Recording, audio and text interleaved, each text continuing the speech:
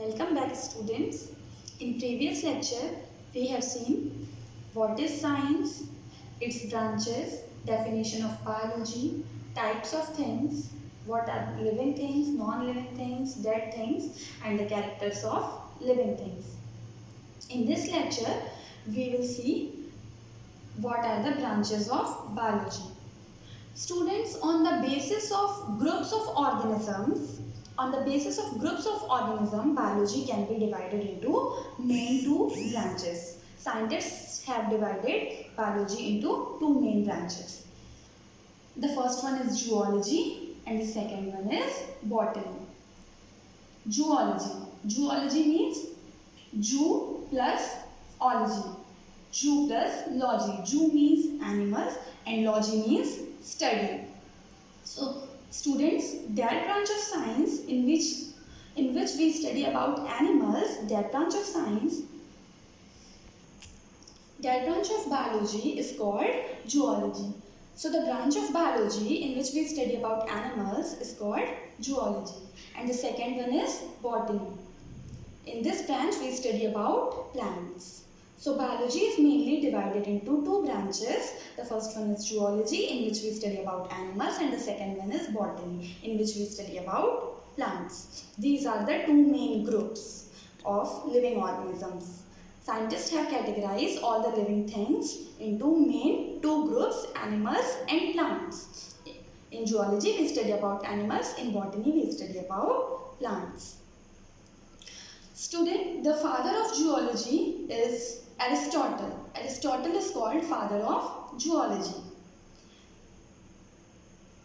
Aristotle is also known as father of biology and he is also known as father of zoology because he studied about animals. And father of botany was Theophrastus. Theophrastus was father of botany. Now, for more easy study of biology, we can categorize biology into more finer branches on the basis of group of organisms. We can divide animals and plants into more simpler groups for their ease of study. The first one is bacteriology. In bacteriology, in this branch we study about bacteria. Next, virology.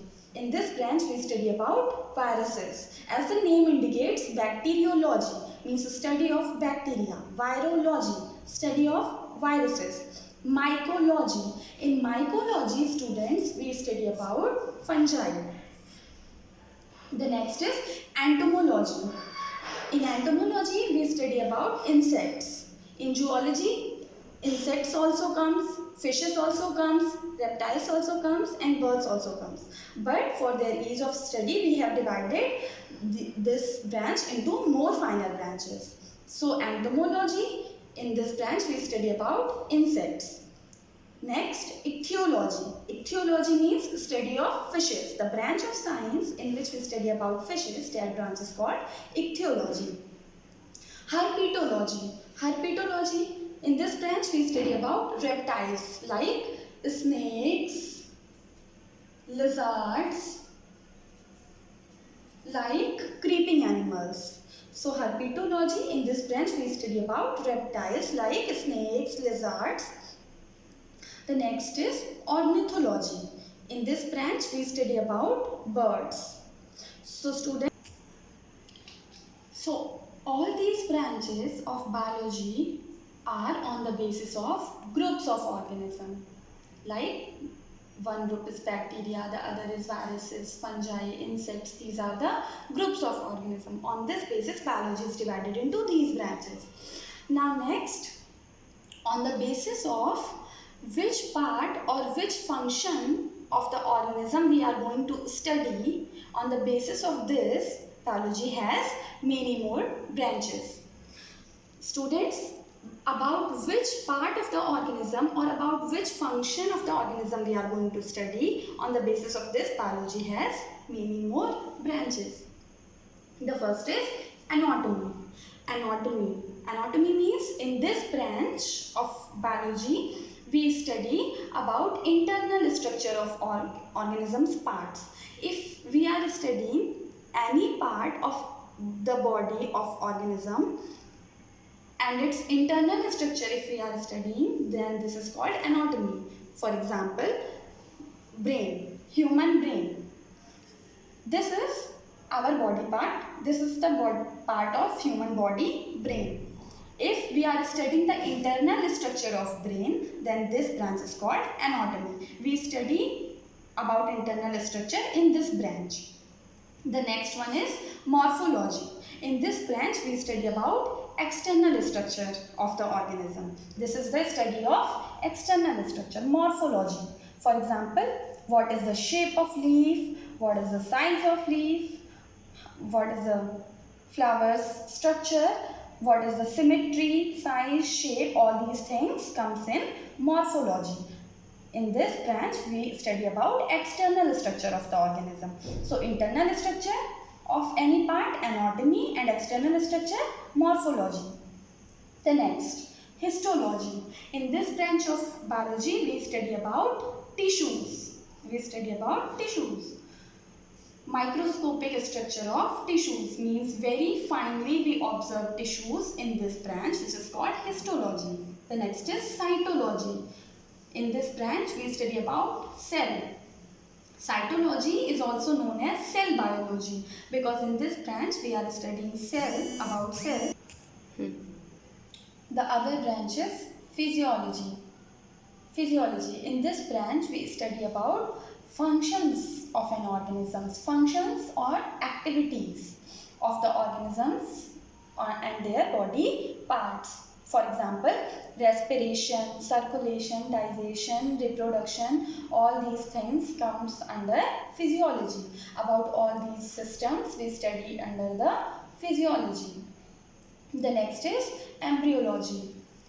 Embryology. Students, formation and development of embryo. It means study from the formation of embryo till its development. All these things, all these events we study under the embryology. From the formation of embryo till its development, we study in the branch embryology. The next is taxonomy. Taxonomy. In this branch we study about identification, naming and classification of organisms. Now, what is the meaning of identification, naming and classification of organisms? Students, these animals and plants are very large groups. So, we have to divide them into small groups for the ease of their study. So, classification. Classify means, for example, if we keep all the clothes, a shopkeeper keep all the clothes in a counter in a box, he can give you easily. Can he give you easily all the clothes, whatever you will ask? No, na. So what he does, he separates the saris in one box, the male clothes in other box and the kids clothes in other box. Like this we also classify the plants and animals. Identification and naming. Students, any new organism, suppose any new plant, any new animal, scientists observe any new animal on any day. So how they will identify that which type of animal this is? What is its characters? What scientific name we have to give it? You know that all the plants and animals have their scientific names. So in this branch of biology, which is called taxonomy, we give them scientific names, we classify plants and animals and we identify them. If any new animal or plants we are getting, then we identify, we give them name and we classify them in the branch taxonomy. The next is genetics. The other branch of biology is genetics. In this we study about inheritance of characters. What is the meaning of inheritance of characters? Means, students, you all little bit look like your mother or father. How? You look like only of your father and mother. Why don't you look like your neighbor? Because You are the offspring, you are the children of your parent. So the characters came from your parents into your body. Some characters came from your parents into your body. This is called inheritance of characters. Means passing of characters from one generation to next generation is called inheritance of characters. And about this we study in which branch? Genetics. In genetics we study about passing of characters from one generation to other generations. The next is evolution. Evolution. In this branch of biology we study about origin and development of organism. Students, have you ever thought how life originated on earth? Directly humans came on earth? No, na. So, which was the first organism? How the life originated on earth? How it slowly, gradually it developed, and how the most complex organism of the earth, human being, is formed. How the plants developed. All these things, their origin, the origin of life on earth, and gradually how the development took place, and today the human beings are formed, we study in the branch evolution. In this branch we study. The next is ecology. In this branch, ecology. In this branch we study about relation of organism with its environment. Students, we are living in this environment. Living things are also present in this environment, and non-living things are also present in this environment. But how both these things are interrelated to each other, how living things and non-living things are interrelated to each other. About all these things we study in ecology. In this branch. The next is paleontology. What is paleontology? Students, many years ago, millions of years ago, the plants and animals who lived on earth, they died, and their remnants of their dead bodies are called fossils. So what is fossil? Fossils are the remnants of dead bodies. The animals who died millions of years ago on earth, the parts of their body, some parts of their body like bones, their skeleton, still present in the earth. So these remnants of their dead bodies are called fossils. And in this branch, paleontology, with the help of fossils, we study about those animals and plants who died. With the help of their dead body parts, the remnants of their dead body parts, we study about those plants and animals. With the help of this, we are able to know that which kind of animals and plants were present on earth millions of years ago. For example, like dinosaurs and all. We study in this branch which is called paleontology. Now, these were all the branches of biology on the basis of about which we are studying, about which part, which function we are studying. On the basis of this, biology has these branches. Students, biology has some more branches like immunology, in which we study about our immune system, and many more. Now, we have to study one more term which is very common nowadays called applied biology. Applied biology. What is this? Applied biology. Students, whatever basic biological information you have, about genetics, about embryology, about zoology, botany, all the basic informations of biology, when you include in other branches of science, then it is called applied biology. Application or practical uses means this basic biological information you apply in other branches of science. For example, in agriculture, what we do in agriculture?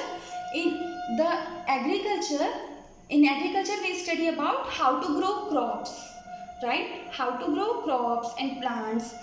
So by the help of applied biology, by the help of genetics, we can grow the crop of a good quality by a method hybridization, right? By a method of hybridization, we can grow a good quality of crop. So hybridization is the basic biological information, and we used it in other branch of science like agriculture. So this is called applied biology. Means this is the application of biology. It is the practical use of biology in other branch of science. Same as biotechnology, genetic engineering. Students, genetic engineering is also a branch in applied biology, in which we can modify a person's characters. If a person by birth having any problem, we can modify it. Having any disease, we can modify it. So the application or practical use of basic biological information in other branches of science is called applied biology. Means simply its application. So students, we have seen the branches of biology on the basis of groups, on the basis of their body parts or functions, and we have seen the definition of applied biology. Now at the last we will see why we are studying all the things about biology. What is it important for us? Why biology is important for us? Students, biology has many more uses, many more benefits for human beings, for world, but some of them are mentioned here. The one is for health. You all know that medical profession, doctors, nurses, all these are in the health sector and they study biology. So by biology we can keep good health of ourselves also, of our citizens also. The next is to save nature and its resources. So the second is to save nature and its resources. By this we can save the nature and natural resources. We can prevent deforestation, we can prevent overuse of petroleum, we can conserve the petroleum, we can prevent soil erosion. All these things can be achieved by the biology. The next is to grow more food. By the help of biology, we can improve the food quality and we can grow it in large amount to fulfill everyone's need. Then last is makes us a conscious citizen. Students, biology also makes us a conscious citizen. How? By the help of biology, we can go in research field, we can produce different vaccines, we can prevent pollution, we can prevent population growth also. So all these things makes us a conscious citizen. Thank you. This was